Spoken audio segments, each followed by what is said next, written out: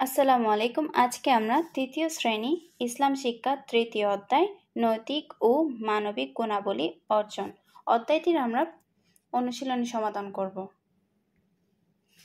অনুশীলনী 1, সঠিক উত্তরে টিক চিহ্ন দাও।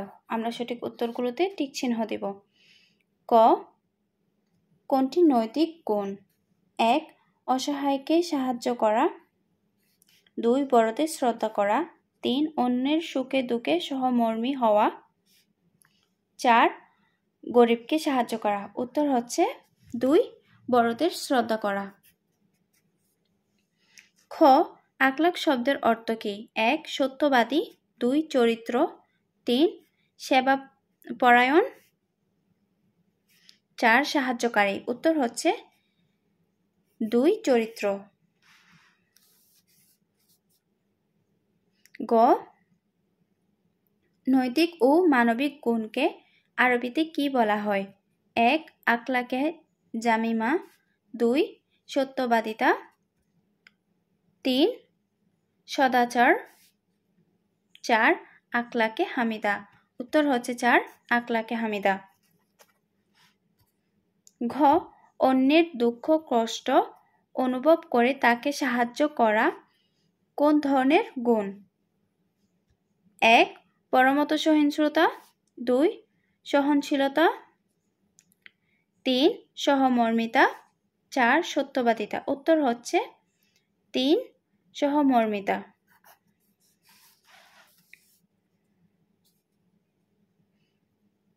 ও, কোনটি উদারতা গুণের উদাহরণ?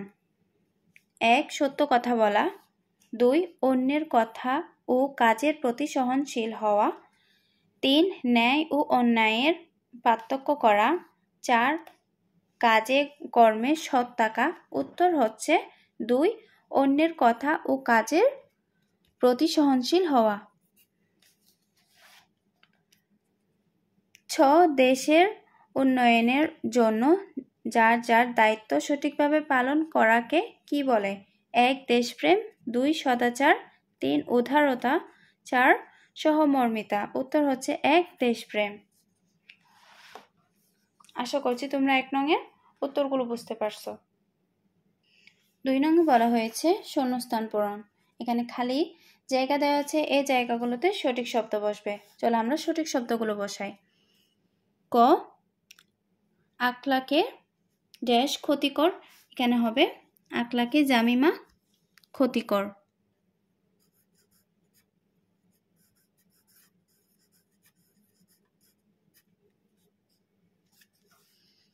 2, মহানবী সাল্লাল্লাহু আলাইহি ওয়াসাল্লাম বলেছেন, আমি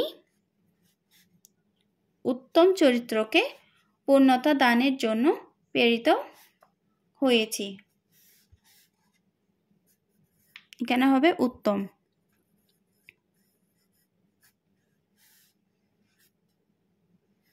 গ, মহানবী সাল্লাল্লাহু আলাইহি ওয়াসাল্লাম ইয়াতীম শিশুদের প্রতি সহমর্মী ছিলেন।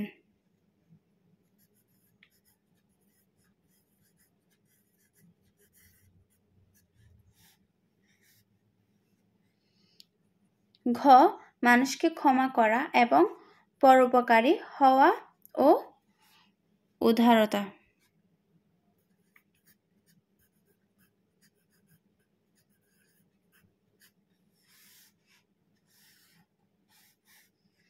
ও, দেশপ্রেম হলো নিজের দেশকে ভালোবাসা।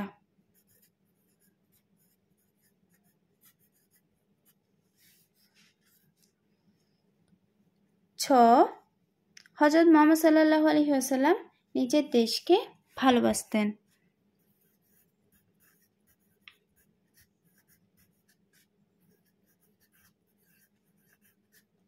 আশা করছি তোমরা 2 নংয়ের শূন্যস্থানগুলো বুঝতে পারছো, কোন স্থানে কোন শব্দটি বসবে সেগুলো।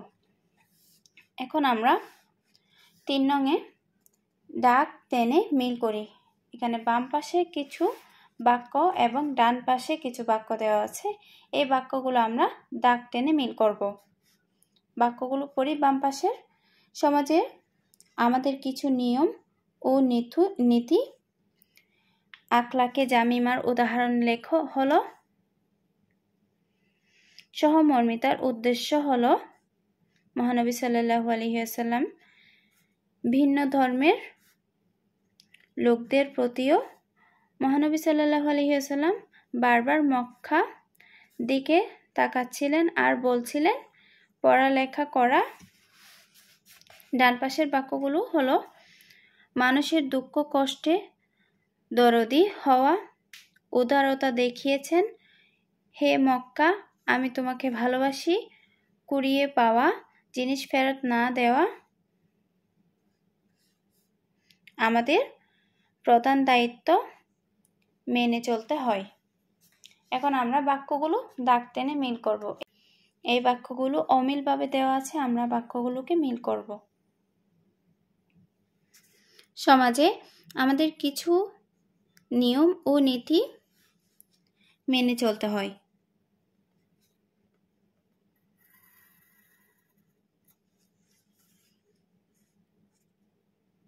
আখলাকে জামিমা উদাহরণ হলো কুড়িয়ে পাওয়া জিনিস ফেরত না দেওয়া।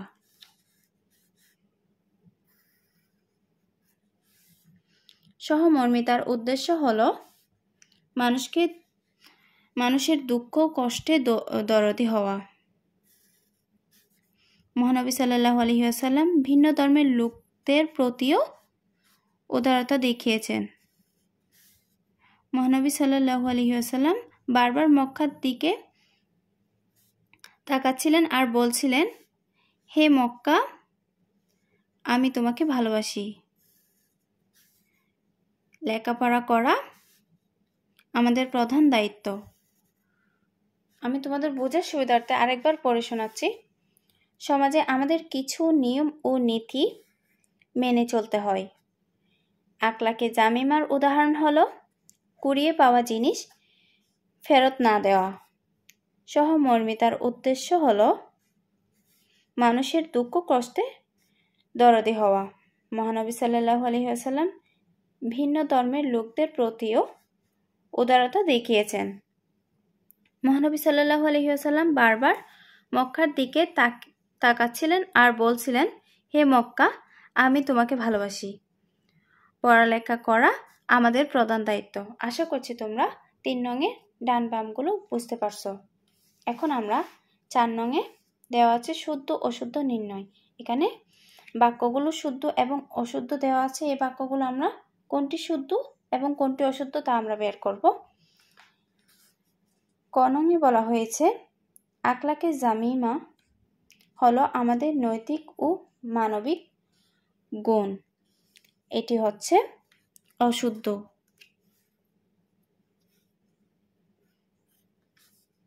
খ সহমর্মিতা মাধ্যমে অসহায় মানুষের সমস্যা সমাধান হয়। এটি শুদ্ধ। গ উদারতা হলো অন্যের কথা কাজ ও চিন্তা ভাবনার প্রতি সহনশীল হওয়া। এটি শুদ্ধ। ঘ মাতৃভূমি উন্নয়নের জন্য নিজ দায়িত্ব সঠিকভাবে পালন করাই দেশপ্রেম। এটিও শুদ্ধ। ও মহানবী সাল্লাল্লাহু আলাইহি ওয়াসাল্লাম নিজের জন্মভূমিকে ভালোবাসতেন। এটিও শুদ্ধ। আশা করছি তোমরা শুদ্ধ অশুদ্ধগুলো বুঝতে পারছো।